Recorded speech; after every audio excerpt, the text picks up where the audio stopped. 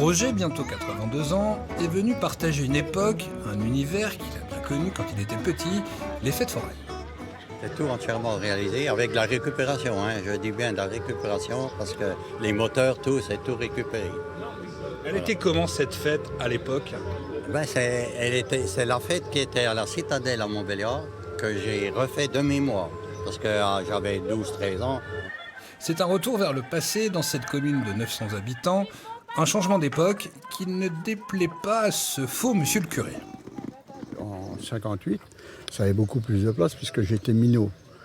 Et l'abbé et le curé avaient beaucoup d'importance. Dans la continuité du curé, l'instituteur, une classe d'époque est reconstituée. Au programme, algèbre, français, géographie et bonnet d'âne. Les petits écoliers du jour ont des avis mitigés sur l'école d'autrefois. C'est nul, très nul. Pourquoi c'est nul? Je sais pas. Qu'est-ce que tu préfères comme école, celle-là ou celle d'aujourd'hui?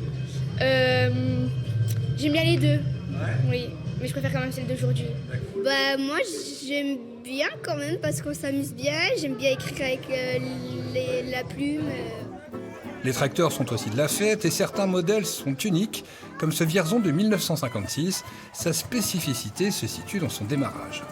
Pour la mettre en route, on envoie du fuel manuellement dans une cuvette, on l'amène à 800 degrés, on cherche une compression par le volant et le véhicule se met en route.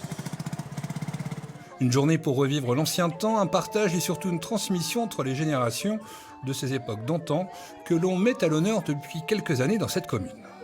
La première fois, on avait fait en 1930, c'était une année 1930, et on avait fait un mariage.